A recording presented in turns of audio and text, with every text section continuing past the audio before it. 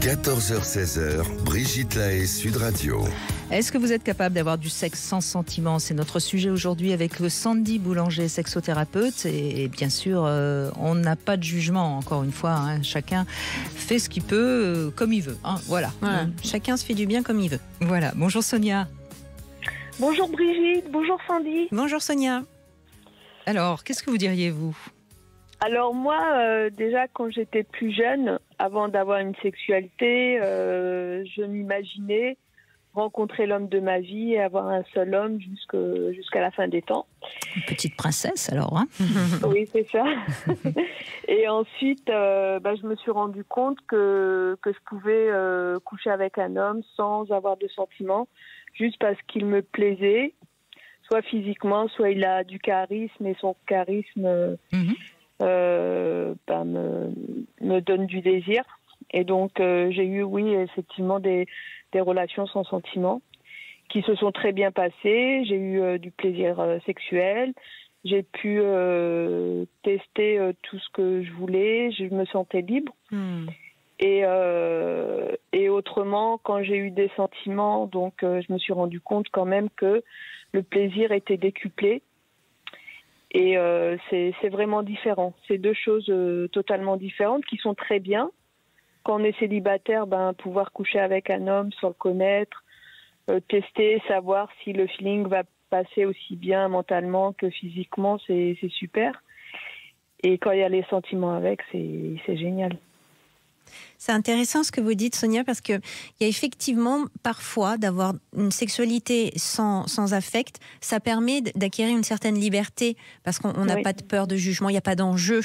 Donc il y a beaucoup plus de liberté. Et puis peut-être que cette liberté aussi vécue, expérimentée, elle permet dans une relation où il y a de l'affect d'ouvrir encore plus justement ces portes-là de la liberté qui parfois peuvent être plus difficiles à ouvrir quand on a de l'affect et qu'on a un peu peur du jugement de l'autre ou son propre jugement si jamais on expérimente certaines choses. C'est exactement ça. C'est vrai, c'est ce que j'ai ressenti aussi. J'ai pu faire profiter mes hommes de mes expériences, ils en étaient ravis. Et c'est vrai que c'est important parce que du coup, vous avez pu laisser votre corps s'exprimer et vous êtes certainement beaucoup plus libre dans votre corps. Qu'avant. Mais ce que vous dites aussi sur le fait que quand vous découvrez qu'avec des sentiments c'est encore mieux, c'est vrai pour vous et ça peut être l'inverse pour d'autres.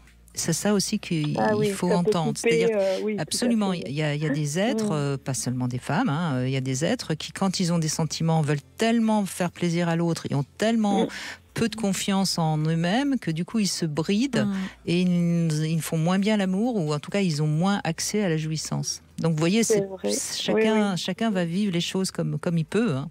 Oui, mais c'est grâce à vos émissions, Brigitte, que j'ai pu... J'en suis ravie si j'ai pu vous apporter du plaisir. Oui. En fait, c'est grâce à vos émissions que en fait, je me bloquais pas auprès de mes partenaires quand j'avais des sentiments parce que vous m'avez appris que le fait de se bloquer, on n'est pas totalement ouvert et ça nous permet de moins apprécier les choses. Et donc, en fait, je me relâche totalement et je me dis, s'il a envie de me juger, il me jugera, mais moi, j'ai envie de prendre du plaisir. Non, en tout cas, c'est vous qui vous êtes autorisé cette liberté, certes, peut-être en m'écoutant, mais c'est vous qui vous l'êtes autorisé. Hein. Les deux, on va dire les deux. Si nous y avons participé ensemble. Eh bien, écoutez, continuons.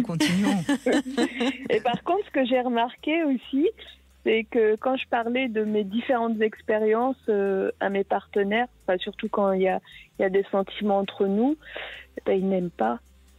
Ils n'aiment pas ça et ils me le rappellent souvent. Oui, tu as eu beaucoup de partenaires. Et en fait, j'ai l'impression qu'ils ont peur que je puisse aller voir des hommes sans... Alors, c'est pas forcément ça. Ça peut être ça chez certains hommes, ce désir de possessivité, mais, et je sais de quoi je parle, ça peut aussi être la peur que comme vous avez eu beaucoup d'hommes, vous avez beaucoup d'expérience, et que du coup, ils seront peut-être pas à la hauteur. Vous voyez, c'est pas forcément, pas forcément quelque chose qui a à voir avec le côté macho de l'homme, qui veut être le premier, etc.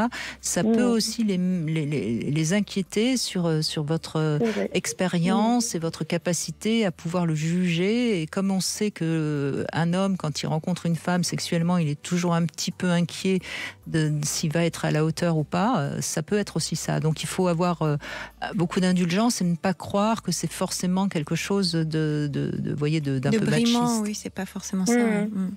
Donc maintenant, je mens. Il faut pas mentir, faut pas donner le nombre, c'est tout. Vous dites oui, j'ai eu quelques hommes dans ma vie. Quand vous dites quelques hommes, vous mentez pas, mais ça veut pas dire beaucoup.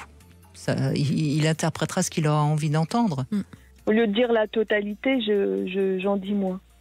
Non, parce que ça, c'est déjà un mensonge. C'est de rester dans le flou. Regardez ma réponse à Franck tout à l'heure. Il faut rester dans le flou. Quelques hommes. Oui, c'est ça. Oui, parce que c'est pas une histoire de nombre, effectivement. C'est quand il y a de l'affect, il y a besoin de la sécurité. C'est ça la grosse différence quand même, hein, dans la sexualité avec affect. C'est qu'on a besoin de se sentir en sécurité.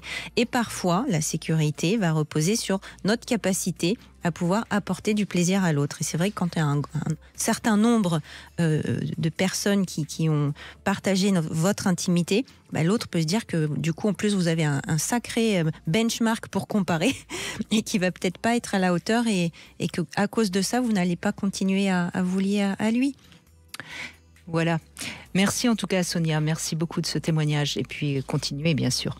Alors la petite devinette du jour avant de donner la place aux infos. Lorsqu'on lit les statistiques sur l'infidélité, alors il y a deux manières de les interpréter, puisqu'il y a toujours les hommes qui ont eu plus de partenaires que les femmes. Donc soit c'est les hommes qui se vantent, soit c'est les femmes qui mentent. Quelle est la réponse exacte ?